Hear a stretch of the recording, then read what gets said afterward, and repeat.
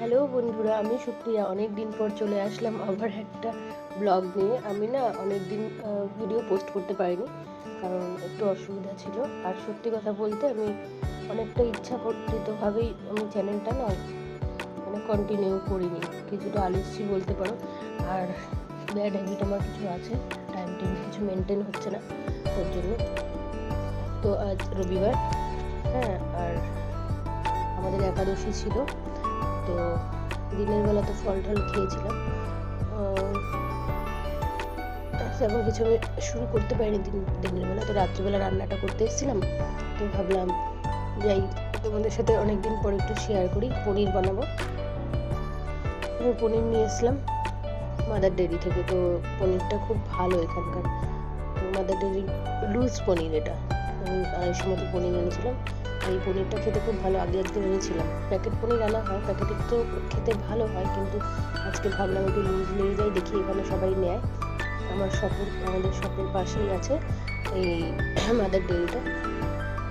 তো সবাই নেয়, আশপাশে সবাই বলে যে ভালো। তো একটু ভাবি আছে, তো ওকে জিজ্ঞেস করলে বললো হ্যাঁ ভালো। তো যাই হোক, আমি নিয়ে এসেছি, আমি কথা শুনি। আর এখানে আমি এই যে এর মধ্যে কাজু কিশমিশ আছে, এগুলো না পুজো করা হয়, গোপালকে দেওয়া হয়। রোজ রোজ কেউ খায় না, টেবিলে রেখে রেখে ফেলে দেওয়া হয়। তো এটা আমি আলাদাভাবে রাখি, নিরামিষ যেদিন হয় সেদিন আমি এতে দিয়ে দিই রান্নাতে। যেহেতু আজকে নিরামিষ খাবো, তো এই কাজু কিশমিশটা দিলাম। মাছ মাংস খাওয়া হলে কাজু কিশমিশটা ইউজ করি না, কারণ এটা তো করা উচিত না। তোমরা যারা মানো, আমি এটা মানি। তো যাই হোক, পুজোর জিনিস আমরা কিছুর সাথে এক করি না। আর এটা আমি সন্ধ্যা লবণ দিয়ে রান্না করব। আর রান্না করবো হচ্ছে পটল দিয়ে পনির। আমার কাছে মটর ছিল, মনে ছিল না, দেখি করবো। সবজি একটু কিছু দিতে হবে, আলু পনির। আর একটু সবজি না খেলে না ঠিক পেটটা মনে হয় ভরে না। আমার হাজব্যান্ডের তো সুগার, তো ওকে একটু সবজি দিই আমি। যাই হোক, এই যে আমি সন্ধ্যা লবণ দিয়ে করবো। আর এই গোটা গরম মশলা জিরে ফোড়ন দেবো, দিয়ে রান্নাটা করবো। আর একদম নর্মালভাবে রান্নাটা করবো। নামানোর আগে একটু বাটার আর কস্তুরি মেথি দেবো। এখানে আমি তেল দিয়ে দিয়েছি কড়াইতে, সাদা তেল। আর সবজিটা ভালো করে ভেজে নেব।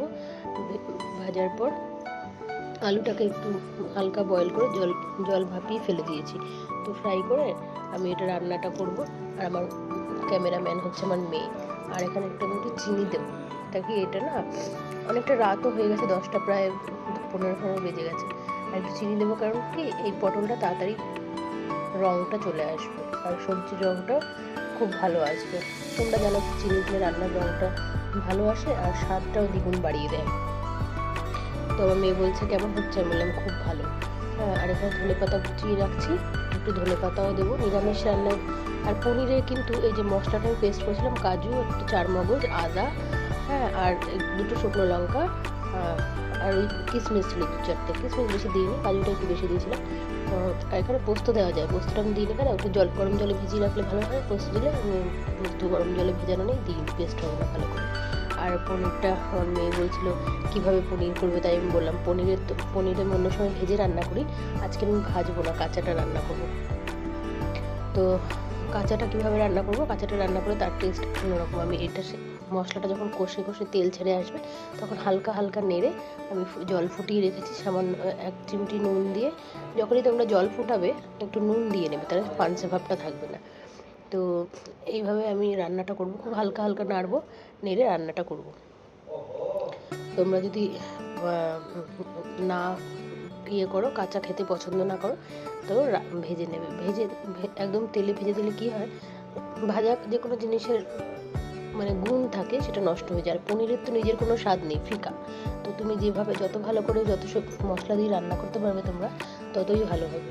আর আমার সবজির রঙটা সত্যি খুব ভালো এসেছে। আর একটু পরোটার সাথে খাওয়া হবে। পরোটাটা কি, পরোটার পিসি বানিয়েছে, সাবু গুঁড়ো করেছে, বাদাম গুঁড়ো করেছে, হালকা হয়তো আটা দিয়েছে, দিয়ে মেখেছে ওটাকে জিরে, কস্তুরি মেথি, ধনে পাতা, হ্যাঁ, লঙ্কার গুঁড়ো সব দিয়ে মেখেছে, দিয়ে পরোটা বানিয়েছে। ওটা তো আরও টেস্ট, আমি দেখাতে পারিনি, আমি ঘরে ছিলাম না, আমি সব থেকে এলাম, ওইটা করে রেখেছে। আর আমি এসে সবজিটা করলাম। তো বলছিল কি রান্না হবে, আমি বললাম এটা রান্না। তো অনেক দিন পর আমি ভিডিও শেয়ার করছি। বন্ধুরা, তোমরা সাথে থেকো, একটু সাপোর্ট করো সবাই, হ্যাঁ, আমাকে, আমার ভিডিওগুলো বেশি বেশি করে লাইক কমেন্ট করো। আর ভালো থেকো সবাই। শুভরাত্রি সবাইকে, দেখা হবে নতুন ভিডিওতে।